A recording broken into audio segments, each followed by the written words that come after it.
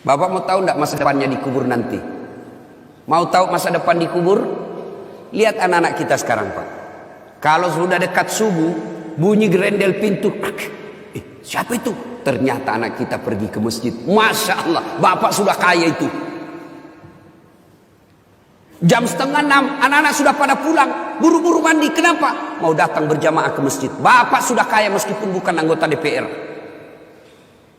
Berapa banyak orang tua saya lihat, pejabat publik, kepala dinas, pejabat berteras, dicium tangannya sama pegawainya di kantor, dimuliakan. Mau naik mobil dibukakan pintu mobilnya, tapi sampai di rumahnya dilempar sama anaknya yang masih SMP. Orang tua paling miskin itu. Suatu ketika Nabi menuju ke satu tempat. Dalam perjalanan menuju ke tempat tersebut, Nabi melewati pemakaman. Nabi melewati pemakaman, lalu Nabi bersabda, saudara-saudara sekalian, langkahkan kakimu dengan cepat. Sahabat melangkahkan kaki dengan cepat. Sampai di tujuan. Balik lagi Nabi, melewati rute yang sama. Sahabat ketika lewat di pemakaman, langkahkan kakinya dengan cepat. Nabi bersabda, tidak usah cepat-cepat, tidak usah buru-buru, tenang saja. Sahabat bertanya, ya Rasulullah, tadi waktu pergi kami disuruh buru-buru, kan pulang tidak lagi. Ada apa ya Rasul? Nabi menjelaskan, begini, andai saja kau diberi telinga seperti pendengaranku, kau akan tahu betapa disiksanya tadi ini orang dikubur. Waktu pergi disiksa, saya tidak tahan, tidak betah, tidak tega mendengar dia diazab, maka saya buru-buru supaya saya tidak dengar lagi dia disiksa. Tidak tahan saya dengar dia disiksa. Balik, tidak lagi. Kenapa ya Rasul?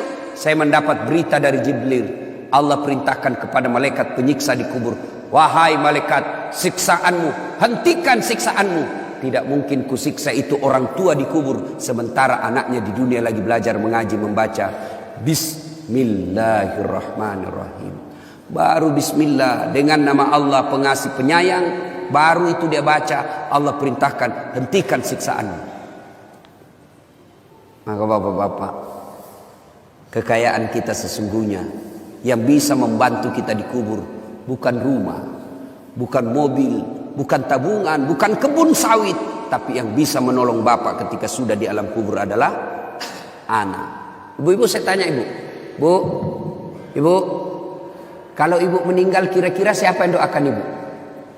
Suami? 3 bulan dia kawin lagi. Ini fakta Pak. Saya kan selalu belajar di medsos itu. Ada kawan saya naik haji, meninggal istrinya, nangis betul, nelpon saya nangis terus, sampai bengkak matanya. Saya hebat betul ini bapak, sayang betul sama istrinya. Dan apa dia kata? Ustadz, sepeninggal istri saya rasanya terbang separuh jiwaku. Kayak lagu. Beberapa saat kemudian saya jogging di Karebosi, ketemu saya masa itu bapak. Saya lihat, ada cewek ditemani, lebih muda, cantik, putih, tidak pakai jilbab. Saya tanya, Pak Haji, siapa itu? Dia bilang, yang baru Ustadz. Dalam hati gua dia lupa bengkak matanya.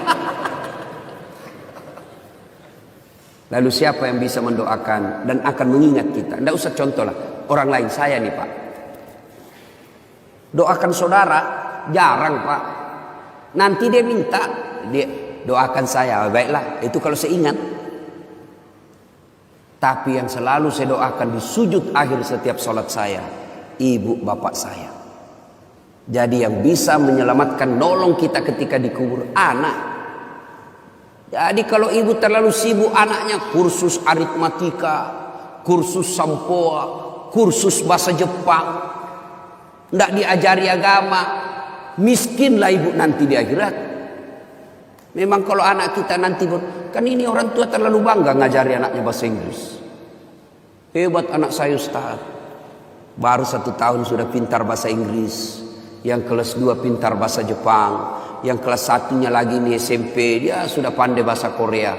Memangnya nanti kalau dia berdoa pakai bahasa Korea? Oh my God, please help me my mother. Enggak lah, tetap pakai bahasa Indonesia. Langsung sebarkan, lalu bikin tulis di bawahnya, jangan lupa like share.